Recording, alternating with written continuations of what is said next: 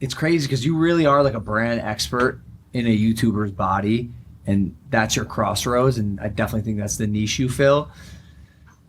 So I just can't imagine the amount of people who want to come up to you and just pay you a compliment. Yeah, Casey, you inspire me, and still you go inwards. I mean, like this happened 2 days ago, and I feel bad because I guarantee you this kid's gonna hear this podcast. But a good friend of mine who's a very successful traditional filmmaker contacted me. He's like, "Look, great kid, lives near you in Venice, just wants to have coffee with you." And I had to write him back, and I was like, "Dude, I'm really sorry, I can't." And then he's like, "No, I understand you're busy." And I was like, I responded, I was like, "I'm not busy. I'm doing nothing. I just don't have it right now. Like I can't. I don't want his email. I don't want to like.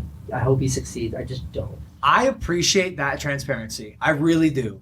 There's nothing worse. We talk about this all the time. There's nothing worse than being ghosted or just like straight. Like you had the balls and confidence to say, "Look, dude, this isn't me right." Only because I love the intermediary. Like the second half of that story is I was surfing with my kid brother 2 days ago in Venice, and like I don't like to ride my bike home with my wetsuit on because like it's just fucking disgusting. Shit, yeah. It's just shit grows in there. So I like rinse off at the public showers, and then I put my clothes on. And as I did that, like I put my clothes on and like strapping my surfboard to my bike. This guy comes up and he's like, "Wait, do you have 5 minutes?" I was like, "Absolutely not." No.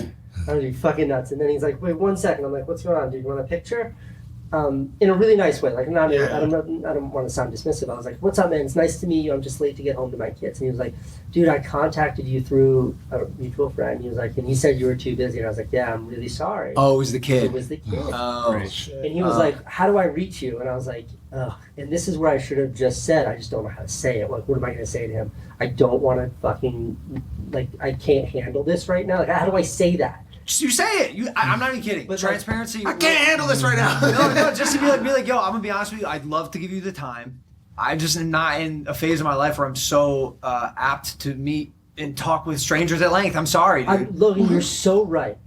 You are so right in the way you just said to me that I would accept that and I would appreciate you saying, for whatever reason. Oh no. In that moment, in that moment, like the panic sets in and it's genuine fucking panic. That's crazy. All my head goes to one place, which is how can I end this as quickly as possible? And it's always the same. It's like, bro, just email me. He's like, I've emailed you 10 times. You're like, just email me. You say it again, like you're just panicking. That's literally right. Just email me. Just telling me you've emailed me. Just email me, please. Just fucking. That's a good out. Where is it boiling from? Is it anxiety? Yeah, it's a crazy anxiety. So it's an anxiety, and you're working on this through therapy right now? Yeah, and I think like to get all a little bit like reductive, it's like I just like to make the videos. I love to put them out there. Right. Like I love to stand on the stage and share a story.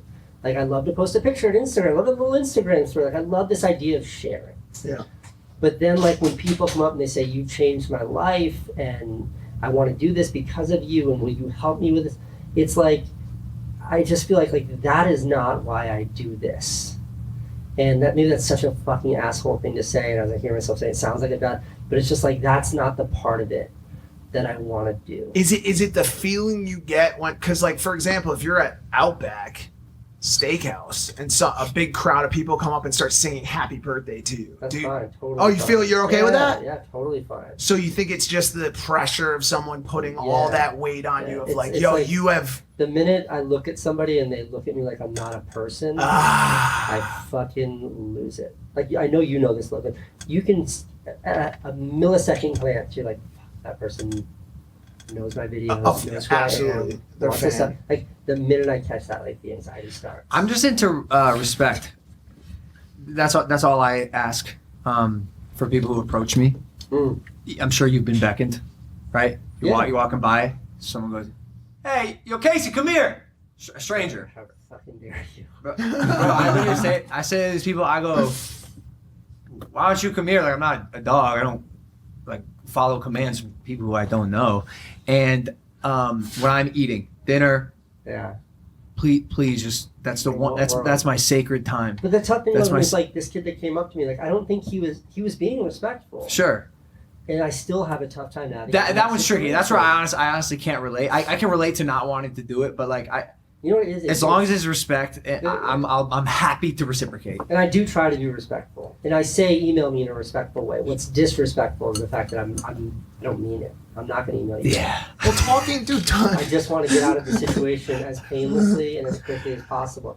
And I said, look, this is my burden to bear. Like, I should be flattered. Like, it's an honor that these individuals, like, that I'm in that position. There are filmmakers that, like, and people that I look up to in such a way, I see them as gods. right? You are like, there's a Beastie Boys documentary on Apple Yeah. Plus. I look at those guys like they're deities, man, and they're just bros from Brooklyn, and like those guys are heroes of mine, heroes. So like I understand it, like I understand where this kid's coming from, and I'm honored that he feels that way. But when it comes down to that physical interaction, I just lose it. Well, it's a tough conversation to have too. Yeah. It's a mental health and, Yeah. and conversations having to do with illness is not an easy, like, you know how many Yeah. times I've wanted to be like, yo, I'm having really bad anxiety today, I can't talk to you. That's not something people are used to hearing. How Right. do you And then respond to that? Right, and then you're putting them in a position. Where maybe they have anxiety now. Yeah, You know, now maybe you're you've making them sparked that. uncomfortable, Yeah. and it's like now they feel guilty versus just like, bro, here's my email, and then the situation's over. I'm not trying to justify it. Yeah. My actions. Listen, I get it.